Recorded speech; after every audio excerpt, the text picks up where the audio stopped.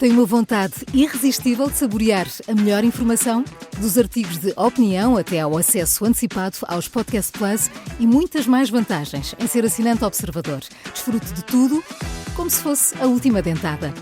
Não fique de água na boca e aproveite a nossa campanha limitada aos primeiros 500 assinantes. Assine agora em observador.pt por apenas 95 cêntimos por semana.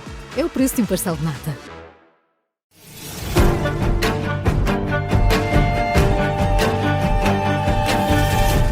E no Causa Própria de hoje vamos tentar saber se devem os deputados eleitos poder passar a independentes.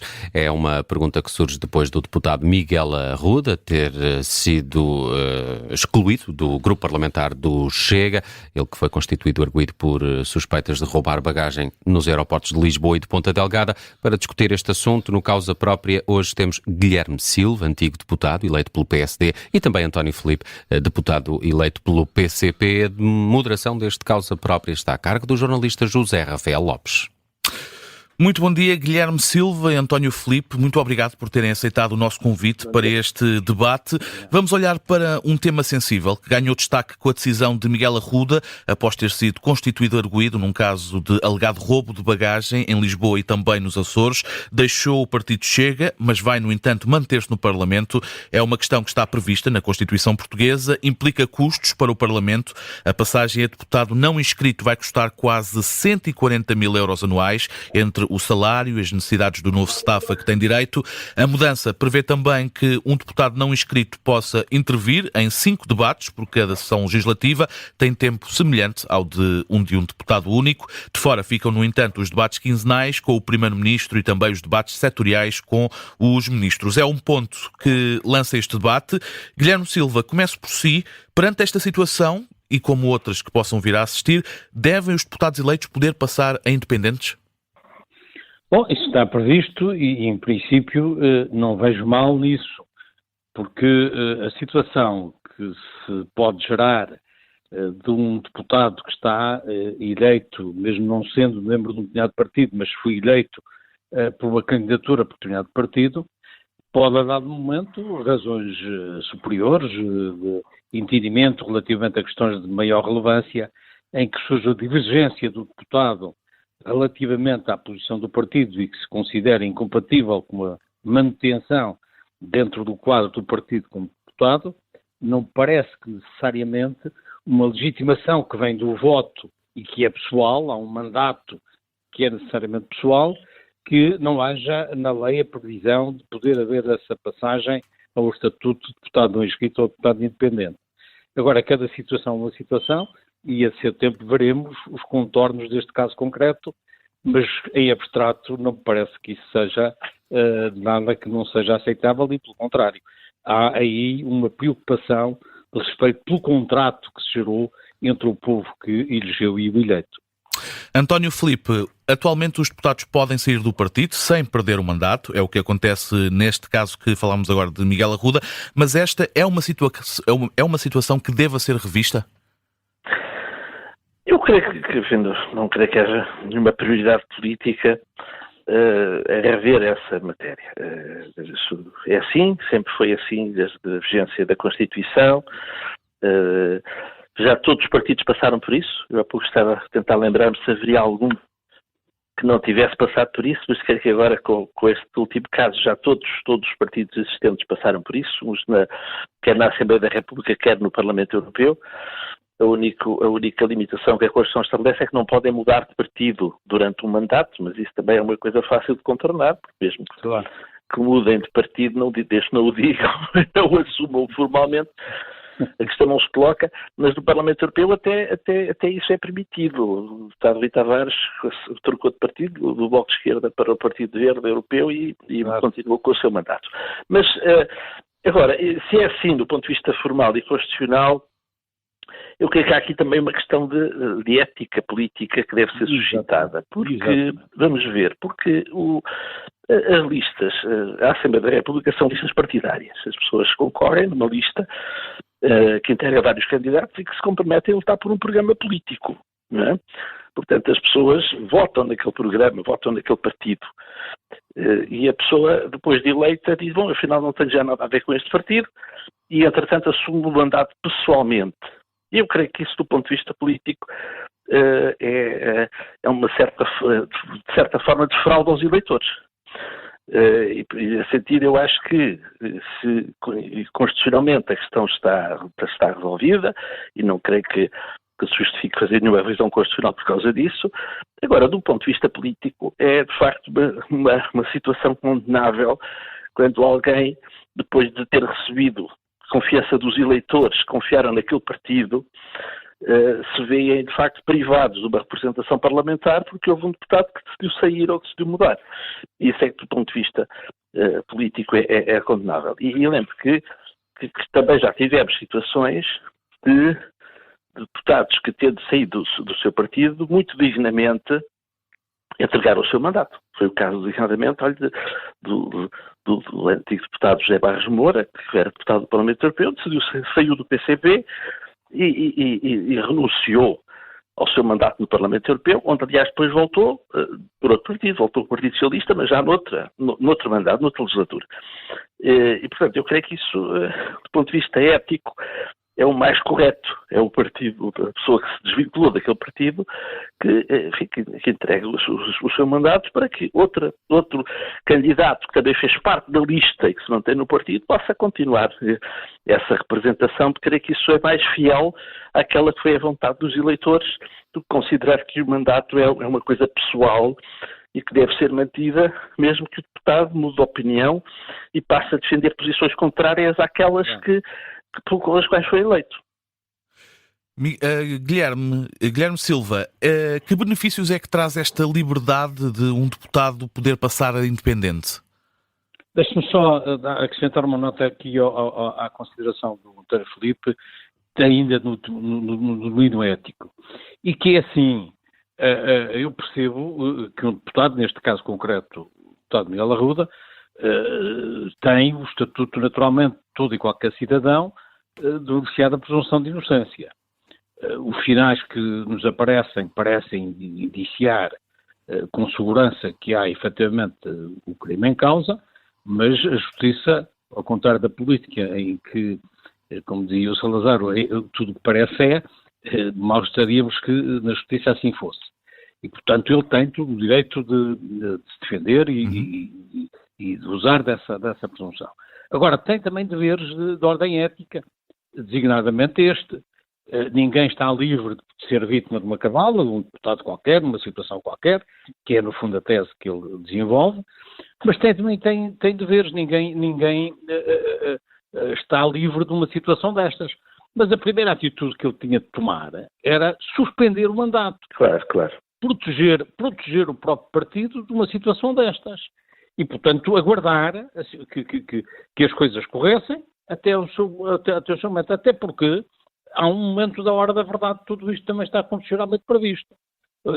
Se a evolução deste processo for no sentido de ele ser acusado por esta questão, tendo a natureza do crime doloso com pena de prisão, essa suspensão é obrigatória. É a própria Assembleia, nos casos, tem o direito de apreciar cada situação da acusação, se deve ou não deve decretar a suspensão, mas neste caso, se vier a confirmar, há uma suspensão obrigatória. E, portanto, há este ponto que me parece que não pode deixar de ser aqui observado como uma crítica e que o Miguel Arruda não pode subtrair-se a ela. Mas, voltando agora à questão que me estava a colocar, é capaz de me recolocar o problema. Por favor. Quais são os benefícios que traz um deputado poder passar a independente? Bom, a questão tem uma raiz que o António Filipe já, pelo menos ao de leve, referiu, que é a legitimação que o voto traz a cada deputado individualmente considerado. Isto é um mandato pessoal, embora a própria a lei eleitoral e a Constituição imponha que as candidaturas sejam por via dos partidos, isto não desliga nem apaga este elo pessoal do deputado em si mesmo com os eleitores. E, portanto, essa solução sucedânea que a lei prevê, e não prevê, obviamente, para dar aqui um fogo a um eventual criminoso.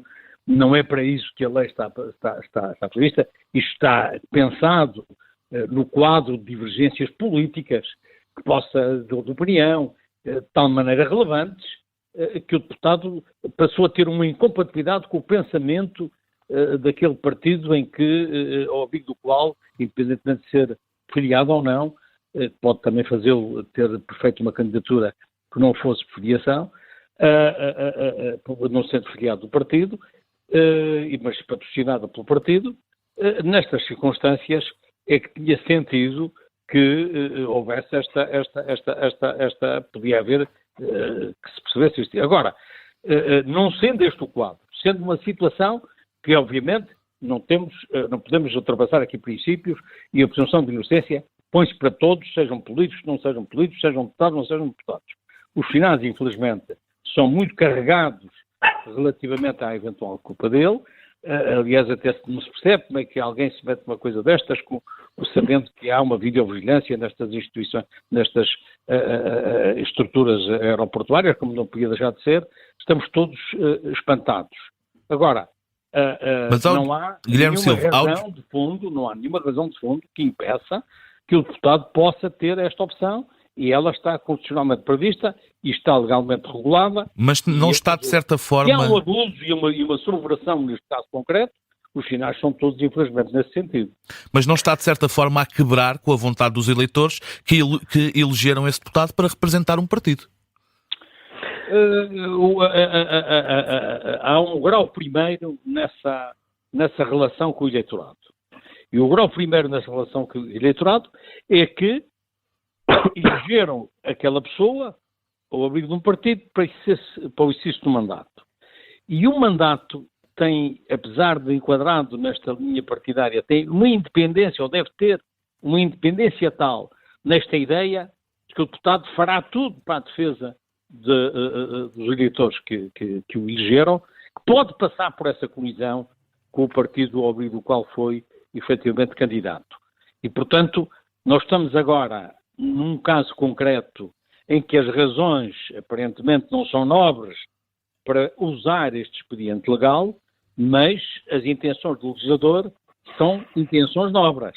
Nobres são intenções de valorização do mandato e de respeito por aquilo que é esta relação sagrada entre o deputado e os eleitores por via do voto que o elegeram. E isto é uma questão essencial ao funcionamento dos parlamentos em democracia. António, se me permite, eu acho que este caso tem aqui uma diferença em relação a outros. É que já houve outras situações em que houve deputados que foram acusados da prática que tiveram contra si, processos criminais.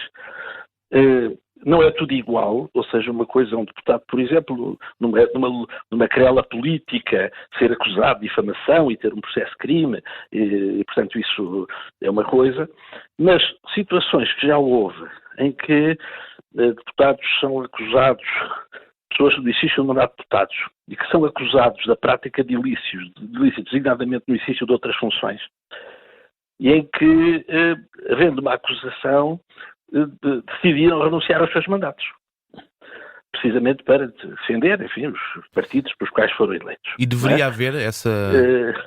Ora bem, este caso que eu me recordo é o primeiro em que existe uma imputação grave da prática de crimes que nem sequer se relacionam com qualquer tipo de atividade política, podemos dizer, é um crime político comum, não é? E isso eu creio que não me recordo de ter acontecido outro caso. O deputado mantém o seu lugar dizendo que continua a ser do partido, continua a votar com o partido, ou seja, não há aqui nenhum problema de divergência política da parte dele relativamente ao partido Chega que foi eleito. É a total subversão do Exatamente. E apesar de que vai continuar com o seu mandato e, como já se disse, ainda por cima com custos acrescidos por erário público, não é? E provavelmente até com uma capacidade de intervenção que de outro modo não teria. Isto, de facto, é motivo de reflexão, porque isto, de facto, é a primeira vez que acontece. Ou seja, alguém que vai escudar-se na Assembleia, ganhar até direitos com isso, quando tem uma acusação há aqui um problema do género de ter uma divergência política assumida relativamente ao partido. Não, ele continua a dizer que é do partido, continua a sentar-se, aliás, não há outro sítio para ele sentar, do partido que o colocou na Assembleia da República, e aqui é que acho que este caso é diferente, não é? De outros casos em que deputados que politicamente decidiram passar a independentes. É diferente e revela uma coisa preocupante. É que o deputado Miguel Arruda está a ser muito mal aconselhado do ponto de vista da sua defesa. Porque ter este tipo de comportamento, que é, no fundo, eu quero continuar a ganhar como deputado, até vou ganhar mais, é um retrato de personalidade para alguém que corre o risco de ser julgado, que não vai ajudar na apreciação judicial da sua personalidade ainda acabamos por concluir que só por via de alguma medida de coação determinada pela Justiça é que ele vai à Assembleia da República, não é? Isto é absolutamente, digamos, suicida do ponto de vista já da defesa dele enquanto potencial arguido num caso destes. Isto é tudo errado deste ponto de vista, porque dá indícios de uma personalidade que tem uma visão materialista das coisas e o que lhe interessa é salvar o lugar, ainda ter aqui esta vantagem, que é chocante do ponto de vista, mas quando estamos numa fase em que a presunção de inocência funciona, malgrado isto perante a opinião pública ser mais, digamos, um acumular de coisas que não caem bem em relação aos deputados, ao Parlamento e aos políticos e, portanto, desacredita e degrada a democracia, eu acho que as pessoas nesta situação, e eu volto a repetir o que disse no início, mesmo que... Mas esta, Guilherme Silva, é uma posição que fortalece a democracia, a existência de deputados que possam ser independentes? Sim, acho que sim. Acho que essa possibilidade fortalece se nós atentarmos na relação em que eu insisto, que é a relação pessoal do eleito e dos eleitores. E isso é, digamos, o nó górdio da democracia e da representatividade que a democracia assegura por via dos parlamentos ao povo que elege. E, portanto, isso parece-me que é inevitável. E não podemos, em função de um caso concreto que tem estes contornos e que tem estas, digamos, estas inerências chocantes e que resultam fundamentalmente de um aproveitamento daquilo que o legado está legalmente previsto para este tipo de situações, por alguém que tinha o dever ético, antes de mais, de não se servir disso. E para facilitar, no mínimo, o que ele teria de fazer era pedir uma suspensão de mandato.